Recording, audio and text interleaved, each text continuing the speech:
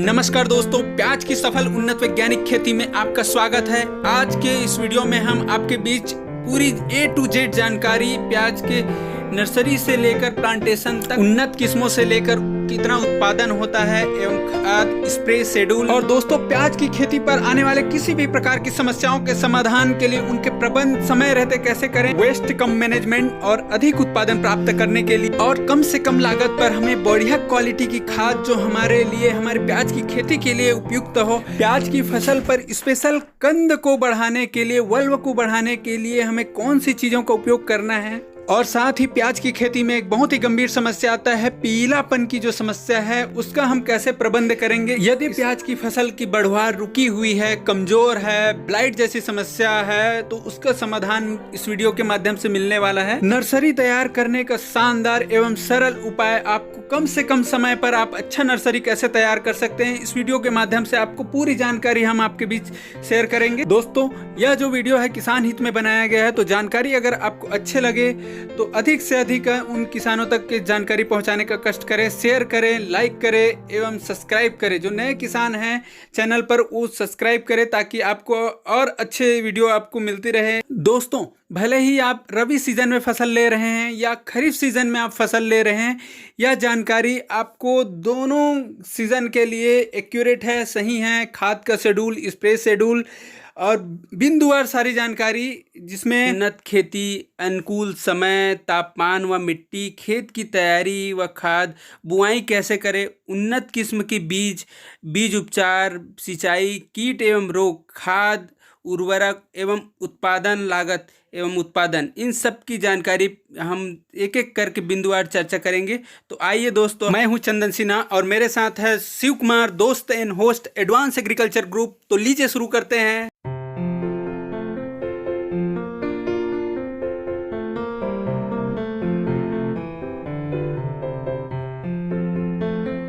नमस्कार दोस्तों, मैं हूं आपका होस्ट एंड दोस्त शिव कुमार और भाई आप देख रहे हैं भारतीय कृषि network advance agriculture YouTube channel. यदि आप इस चैनल पर पहली बार आए हैं तो चैनल को सब्सक्राइब जरूर कर लीजिए और वीडियो को ज़्यादा से ज़्यादा शेयर जरूर करें ताकि अन्य किसान भाइयों की भी समय से मदद हो सके। तो चलिए इस वीडियो का काउंटडाउन शुरू करते हैं और सर्वप्रथम बात करते हैं सूटेबल टाइम के बारे में। तो प्याज की खेती रबी सीजन और खरीफ सीजन दोनों सीजन पर प्याज की खेती की जाती है। रबी सीजन के लिए अनुकूल और बेस्ट टाइम है दिसंबर और जनवरी। खरीफ सीजन का जो बेस्ट टाइम है जुलाई और अगस्त महीना सबसे बेस्ट माना जाता है खरीफ सीजन के लिए। ये तो हो गई टाइमिंग की बात, यानी प्लांटेशन की बात। लेकिन नर्सरी यदि आप तैयार कर रहे हैं तो 40 दिन लगते हैं लगभग नर्सरी तैयार करने के लिए। तो प्लांटेशन से पिछले 40 दिन के आसपास हमको पहले नर्सरी डालनी पड़ेगी, जब जाके 40 दिन बाद हमको नर्सरी, स्वस्थ नर्सरी तैयार हो पाएगी। इसके अलावा बात करते हैं तापमान और सॉइल टेम्परेचर और जो मिट्टी है। तो जो टेम्परेचर है प्याज की फसल के लिए 15 डिग्री सेल्सियस से 35 डिग्री सेल्सियस के आसपास टेम्परेचर की आवश्यकता पड़ती है। और ह्यूमिडिटी, आर्द्रता की बात करें तो 75 से 80% के आसपास होनी चाहिए। और यदि सॉइल मिट्टी की बात करें तो जलोढ़ मिट्टी, काली, पीली, लाल मिट्टी, चिकनी, दोमट, हल्की मिट्टी और काली हैवी मिट्टी पर या फिर उपयुक्त जीवाश्म पदार्थ वाले खेतों पर आप प्याज की खेती कर सकते हैं। और जो मृदा का, मिट्टी का पीएच वैल्यू है 5.5 से 7.5 के आसपास हो, एवं जो सॉइल है वाटर होल्डिंग कैपेसिटी जितनी ज़्यादा अच्छी रहेगी हमको उतना ही अच्छा उत्पादन मिलने वाला है। यदि आप प्याज की खेती बरसाती यानी खरीफ सीजन पर प्याज की खेती कर रहे हैं तो उत्तम जल निकास की व्यवस्था होनी चाहिए, यानी पर पानी नहीं रुकना चाहिए। यदि रुकता है तो हमारी जो फसल है वो तुरंत खराब हो सकती है। तो इसलिए जल निकास की उत्तम व्यवस्था होनी चाहिए। इसके अलावा बात करते हैं खेत की तैयारी। तो खेत की तैयारी किस प्रकार करना है, कृपया ध्यान दीजिए। गहराई में चलने वाले प्लाऊ से पहले आपको प्लाउइंग कराना है। उसके बाद आप कल्टीवेटर से पाटा लगाकर खेत को समतल कराएं एवं रोटोवेटर चलवाने से पहले आपको 1 एकड़ पर 3 से 4 ट्राली पकी हुई गोबर की खाद बिखेर दीजिए। बहुत ही अच्छे आपको रिजल्ट प्राप्त होंगे। इसके अलावा बात करते हैं बेसल डोज के बारे में। तो जो बेसल डोज है हमारी प्याज की फसल पर उत्पादन बढ़ाने के लिए अभिन्न अंग निभाती है। तो बेसल डोज पर सिंगल सुपर फास्फेट जो पाउडर फॉर्म वाली आती है आपको 2 बैग लेना है। DAP di ammonium phosphate 50 kilogram, MOP muriate of potash 30 kilogram और साथ ही सल्फर जो 90% WDG फार्म वाली आती है आपको लेना है 5 किलोग्राम। पूरे खेत पर ठीक तरीके से बिखेर कर रोटोवेटर से खेत को समतल करा दीजिए। प्याज रोपाई की विधियां। हमारे भारत पर अलग अलग तरीके से रोपाई चौपाई की विधि अपनाई जाती हैं, जैसे वैड विधि से, मेढ़ विधि से, छोटी क्यारियां बनाकर एवं परंपरागत तरीके से भी आप प्याज की खेती कर सकते हैं। लेकिन स्पेशल गर्मियों में तो ठीक है, लेकिन आप यदि खरीफ सीजन यदि आप बरसाती प्याज की खेती कर रहे हैं वैड विधि से या फिर मेढ़ विधि से करते हैं तो आपको जो उत्पादन है काफ़ी अच्छा वॉल्व का साइज होने वाला है, कंद का साइज काफ़ी अच्छा बढ़ने वाला है, उत्पादन भी बढ़ने वाला है। और स्पेशल खरीफ सीजन पर जो बरसात हो जाने के बाद जो सड़न गलन की समस्या आती है, पूरे के पूरे खेत बैठ जाते हैं अधिक बरसात से, तो आप बेड बनवा कर ही आपको सपाट बेड तैयार करके ही आपको रोपाई करनी चाहिए। इससे क्या होगा कि यदि बरसात का पानी अधिक मात्रा पर भी बारिश हो जाती है तो जो पानी है वो ठीक तरीके से बह जाएगा, यानी हमारी फसल को नुकसान भी नहीं हो पाएगा। और जितनी ज़्यादा मिट्टी भुरभुरी रहेगी उतना ही हमको अच्छा फ़ायदा होने वाला है। इसके अलावा बात करते हैं प्लांट डिस्टेंस, यानी पौधे से पौधे की दूरी हमको कितनी रखनी चाहिए, यह काफ़ी बड़ा सवाल है। तो 4 से 5 इंच यानी 10 से 12 सेंटीमीटर की दूरी पर हमको चौपाई करनी चाहिए, पौधे से पौधे का डिस्टेंस रखना चाहिए। बात करते हैं अगले टॉपिक के बारे में, सिंचाई यानी एरीगेशन सिस्टम। तो आप स्प्रिंकलर से सिंचाई ना करें। याद रखें कि स्प्रिंकलर से यदि आप सिंचाई करते हैं तो ड्रिप के मुकाबले उत्पादन घटता है। तो आप ड्रिप से सिंचाई कर सकते हैं या फिर फ्लैट एरीगेशन से आप सिंचाई कर सकते हैं। तो ड्रिप बिछाकर भी आप बेडों पर बेहतरीन तरीके से आप खेती कर सकते हैं, इससे उत्पादन काफ़ी हद तक एनहेंस हो सकता है। बात करते हैं उन्नत किस्मों के बारे में, जो काफ़ी ज़्यादा इम्पोर्टेंट और महत्वपूर्ण टॉपिक है। और हमारे किसान भाइयों द्वारा अक्सर यही सवाल पूछा जाता है कि आप उन्नत वेस्ट वैरायटी के बारे में बताइए जिनका उत्पादन अन्य वैरायटी की तुलना पर काफ़ी अच्छा हो।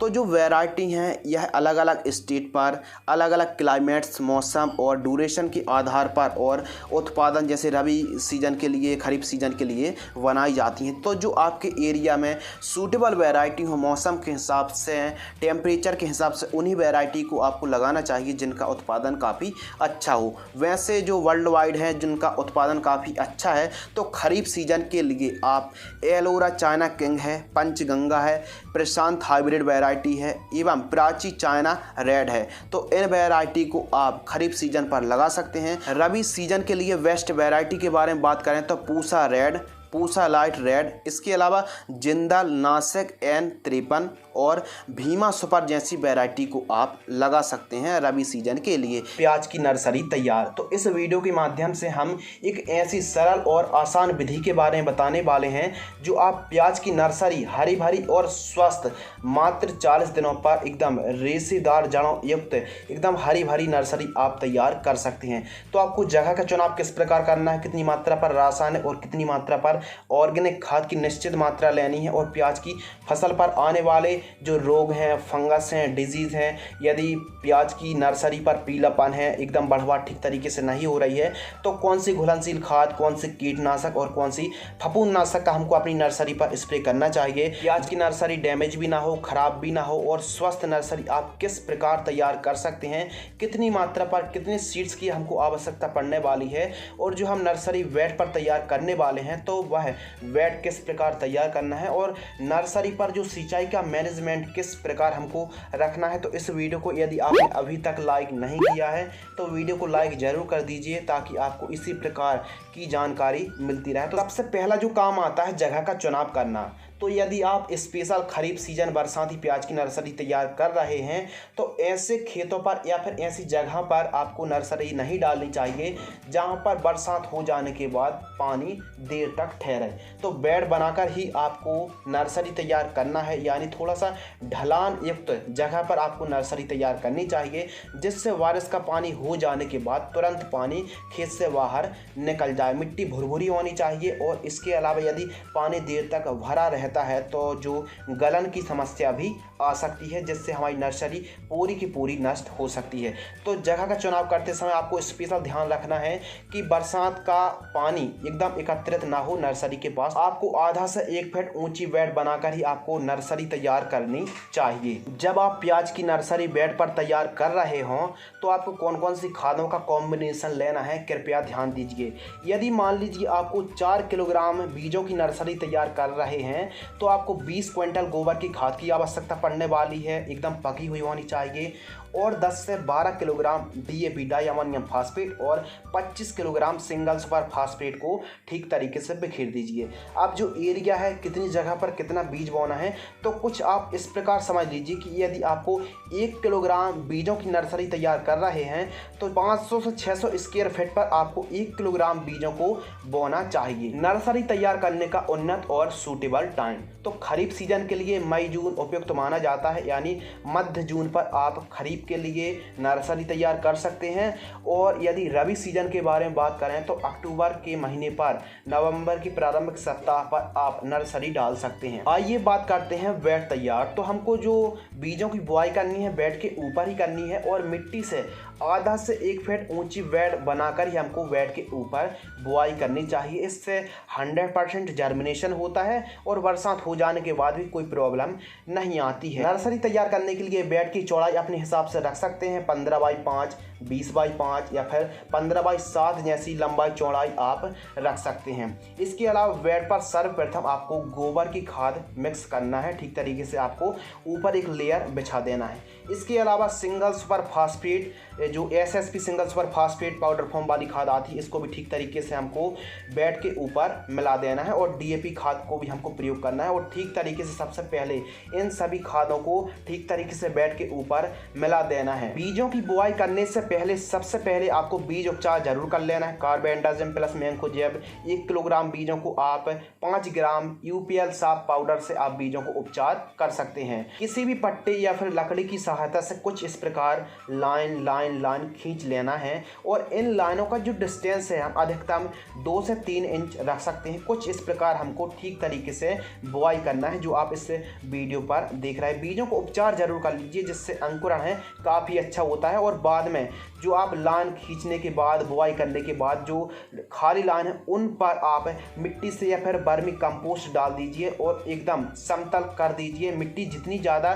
भुरभुरी होगी उतनी ही अच्छा जर्मिनेशन और अंकुरण देखने के लिए मिलेगा। नर्सरी सिंचाई के बारे में बात करते हैं तो प्याज की नर्सरी वैसे तो कई विधियों से सिंचाई की जाती है, फ्लैट एरीगेशन, स्प्रिंकलर सिंचाई या फिर ड्रिप एरीगेशन से भी सिंचाई की जाती है। तो जो ड्रिप एरीगेशन से सिंचाई करते हैं आप 2-2 फीट के अंतराल पर भी आप ड्रिप को बिछा सकते हैं। तो जो किसान भाई ड्रिप पर नर्सरी तैयार करते हैं उनकी नर्सरी काफ़ी जल्दी तैयार हो जाती है। अब बात करते हैं प्रति एकड़ सीड्स की आवश्यकता।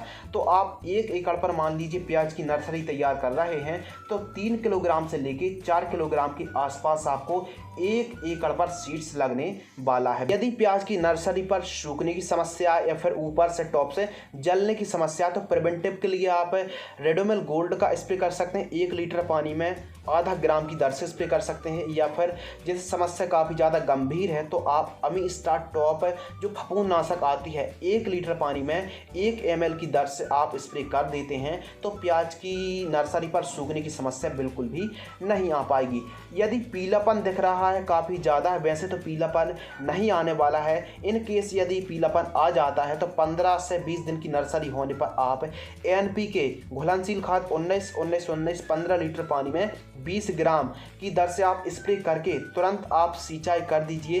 काफ़ी जल्दी आपकी नर्सरी हरी भरी हो जाएगी। जो न्यूट्रिएंट है NPK नाइट्रोजन फास्फोरस पोटास है, स्प्रे करने के बाद यदि आप सिंचाई कर देते हैं तो जो भी न्यूट्रिएंट है वो जड़ों के माध्यम से तुरंत ग्रहण हो जाएंगे और कुछ माध्यम से पत्तों के माध्यम से भी NPK की पूर्ति हो जाएगी, जिससे हमारी नर्सरी तुरंत हरी भरी हो जाएगी। आज की नर्सरी पर इंसेक्ट और सकिंग पेस्ट का भी प्रकोप देखने के लिए मिलता है तो आप इमिडाक्लोप्रिड 70% 5% WG इंसेक्टिसाइड को 15 लीटर पानी में 4 ग्राम की दर से स्प्रे कर सकते हैं, या फिर थार्मोथोक्सोम 25% WG इंसेक्टिसाइड को 15 लीटर पानी में 5 से 6 ग्राम की दर से यदि आप स्प्रे करते हैं तो जो आपकी नर्सरी पर इंसेक्ट का अटैक है वह तुरंत आप निजात पा सकते हैं। दोस्तों बात करते हैं प्लांटेशन, जिसे चौपाई के नाम से भी जाना जाता है।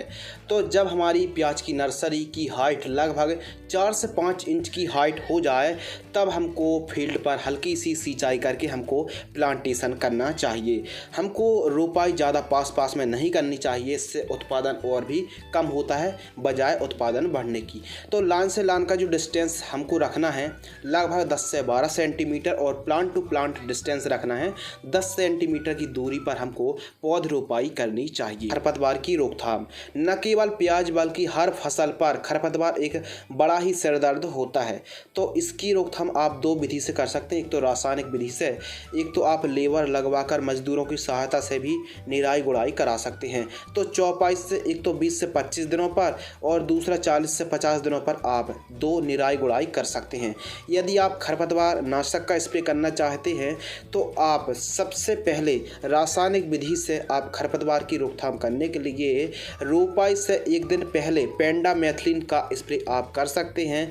1 लीटर 200 लीटर पानी में घोलकर आपको प्री इमरजेंट हार्बिसाइड का स्प्रे करना चाहिए। इससे क्या होता है, खरपतवार नहीं उगते हैं। यानी रोपाई से जस्ट पहले आपको इसका स्प्रे करना है खाली खेतों पर, उसके बाद आप रोपाई कर दीजिए, इससे खरपतवार नहीं उगते हैं। यदि आप प्याज की फसल की रोपाई करते समय खरपतवार नाशक का स्प्रे नहीं कर पाए हैं तो आप पोस्ट इमरजेंट खरपतवार नाशक का भी स्प्रे कर सकते हैं। जब आपकी प्याज की फसल पौध रोपाई से 20 से 25 दिन की होती है या फिर खरपतवार 3 से 4 पत्ती के दिख रहे हों तब आप खरपतवार नाशक का स्प्रे कर सकते हैं, जैसे प्रोपाक्विजाफॉप 5% प्लस है, ऑक्सीफ्लोरोफेन 12% EC 300 ml प्रति एकड़ की दर से पहले आपको सिंचाई करना है, उसके बाद आप खरपतवार नाशक का स्प्रे कर सकते हैं। यानी सिंचाई पहले करना है, उसके बाद ही आपको खरपतवार नाशक का स्प्रे करना चाहिए, इससे फसल को झटका नहीं आता है। बात करते हैं अगले टॉपिक के बारे में, स्प्रे शेड्यूल।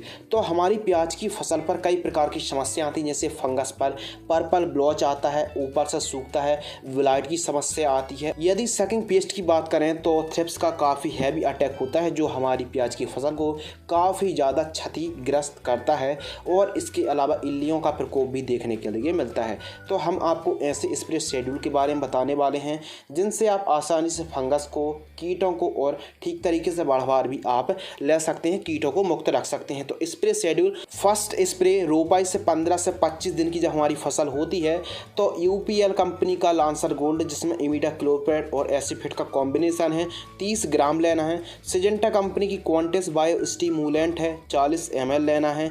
UPL कंपनी का जो साफ आता है कार्बेंडाजिम मैंकोजेब है 30 ग्राम लेना है। सिलिकॉन चिप को स्टिकर 15 ml लेना है और 15 लीटर पानी में आपको घोल करके स्प्रे कर देना है।